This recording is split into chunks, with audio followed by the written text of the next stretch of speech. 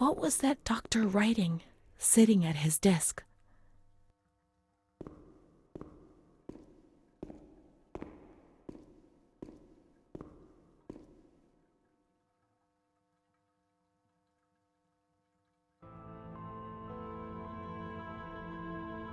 September 7th, 1938.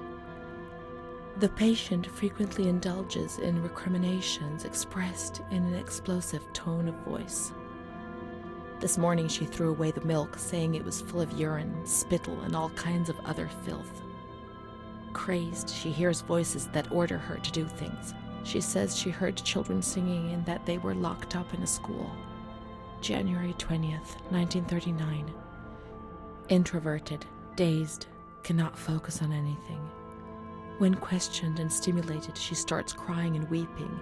At other times, she laughs. June 1st. Apathetic. Eats very little. She refuses to be touched. Does not respond. Spends her time in the grounds. The cooks report that she sits on a bench in front of the kitchens. October 14th. Return of impulsive behavior. This morning she asked for 2 eggs to make zabayoni, but when she got them, she threw them up in the air. Excited, clamorous, slightly confused, takes her clothes off. December 8th. Tied to bed for 15 days.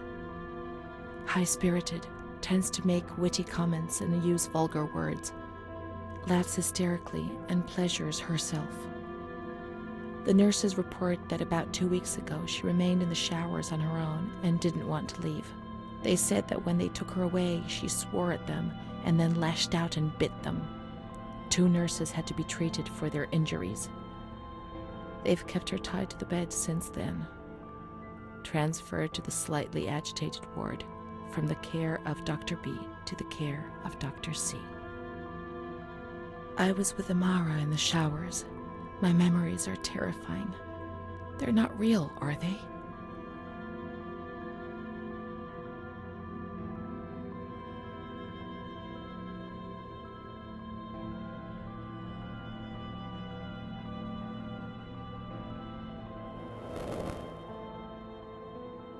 December 15th.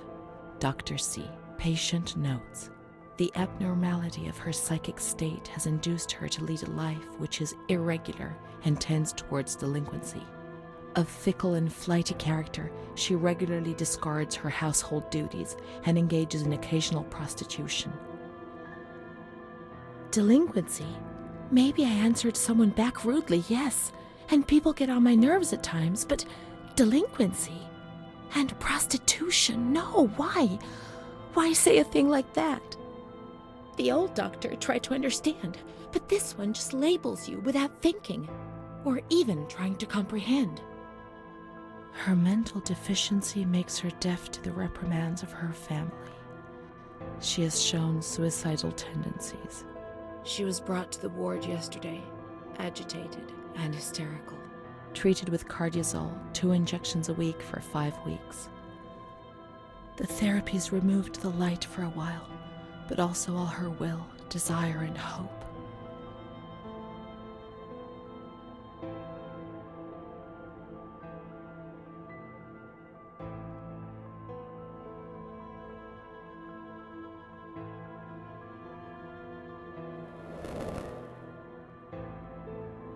It was torture.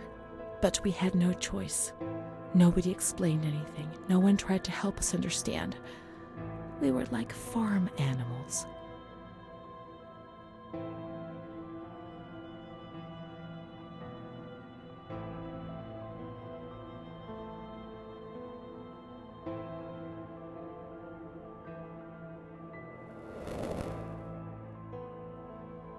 June 2nd.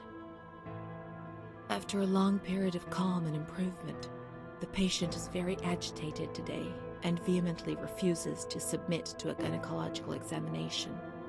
She swears and curses those helping her, flailing her arms and hitting them. According to reports by Dr. B, the patient has been subjected to periodic checkups since she had a spontaneous abortion about 2 years ago in her 3rd month of pregnancy. Conception occurred after she had sexual intercourse with a stranger, who sneaked into the hospital grounds. Details are contained in the charges filed at police headquarters in Volterra, a copy of which is attached to these clinical notes. ES therapy. That's how the reality is concealed. It has all been planned very carefully.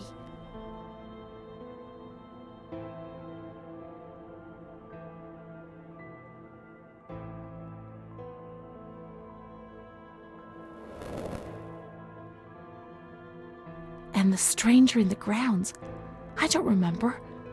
Was that another lie? Or was another memory removed?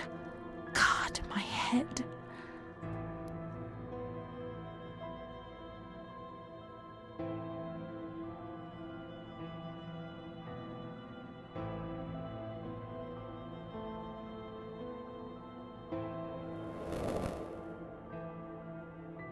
The other Renee?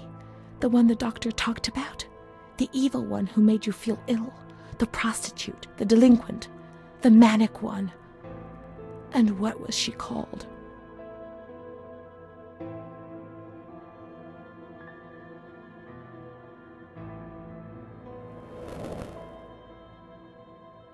June 13th. The nurses report that she descended into a state of great mental confusion after receiving her mother's letter. She threw her soup over another inmate because she was very anxious, and then punched a nurse. Impulsive, flails about her. She rails against the doctor in vulgar terms while he is examining her, lashes out and spits. Block all correspondence to give the patient no further reason to become agitated. August 20th, tied to bed.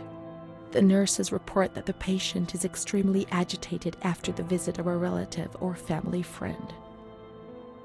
2 days later, she is still shouting all the time that he commands her, that she must obey and harm herself, and that she is not Charlotte.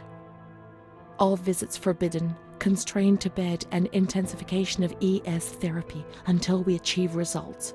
No contact with the outside. That way nobody knew what was happening within these walls.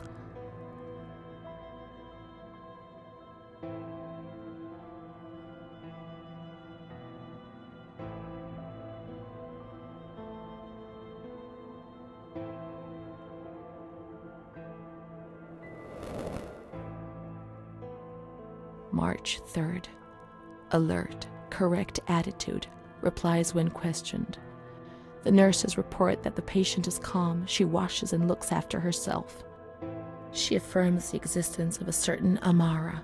She says that Amara is a patient who disappeared when she was moved to this ward. No confirmation. Probably a regressive hallucination. Evaluate transfer.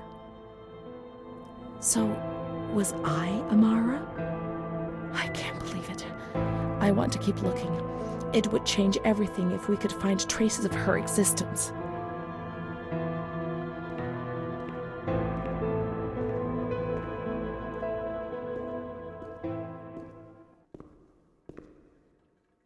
We can try to find her medical records in the archive where their letters were filed.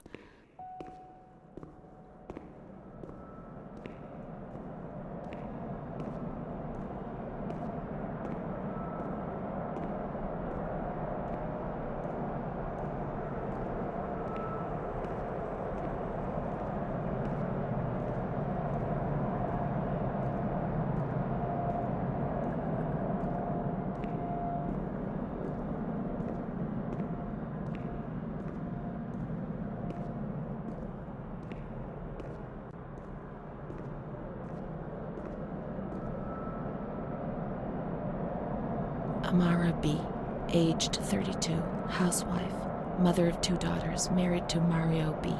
So Amara does exist. Yet she had no children and wasn't married, but that photo, it's her. June 3rd, 1936. Admitted yesterday, showing signs of improvement. June 8th. Cheerful, calm, and tranquil. Her behavior is good and she's keeping herself clean and tidy. Discharged on June 10th. April 28th, 1937. Arrived accompanied by her husband in an anxious and nervous state. Has difficulty speaking, trembles. Discharged May 14th. March 8th, 1938. A few days before Renee was admitted, she told me that she too had been admitted only a short time previously. Arrived yesterday in a febrile state. Discharged March 14th. She didn't leave. Certainly not after a few days. No. June 22nd, 1939. Readmitted once more. The patient shows rapid improvement. Discharged July 2nd. August 1st, 1941. The latest of many admissions due to agitation. Discharged August 27th. She came and went, stayed only for short periods, but I remember she was always with me. What's going on? March 4th, 1942. Back again, the same situation. March 8th. Compared to previous admissions, the patient seems depressed even after a few days, although her demeanor is calm and she is attentive. Discharged March 25th. April 2nd. The patient is distracted and apathetic. Her husband brought her here and said, "She's not eating, doctor. She spends all her time sleeping. I'm so worried, doctor. You know her. You can help her." April 6th. Tuberculosis. Patient transferred to the Maragliano Pavilion and is in isolation. May 3rd, 1942. Death from tuberculosis at approximately 8:30 a.m. Is Amara dead? Poor dear friend, I wasn't even able to say goodbye to you. Enclosed is a manuscript written by the patient, probably in a state of delirium. I'm dying, I know it. I'm losing a lot of blood, bleeding internally too. It's strange. Since I came back in here, I can't stop thinking about that little girl with her sad eyes, her desperation. I only saw her for a short time, it's true, but she remains in my heart. Will she still be here? I hope to God not. I hope she's better and her mother's taken her home. My memories don't match up. What's the point of this? Perhaps my memory is playing tricks on me. Things are not as I remember them, as I see them. But she said she liked me. I just can't understand it. I just wanted to say goodbye to her for the last time. I never even said goodbye to her.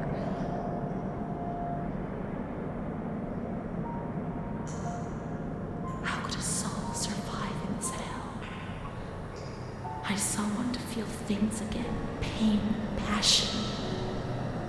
Feel the damn tears rolling down my face. To remember that I was alive.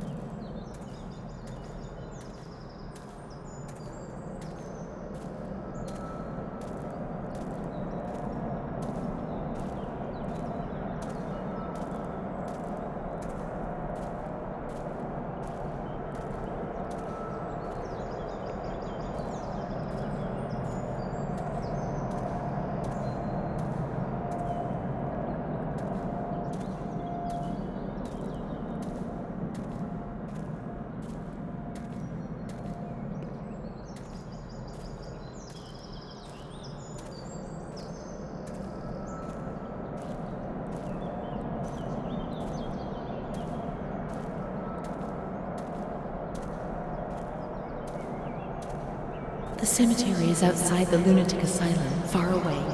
Let's follow the road signs and they'll guide us.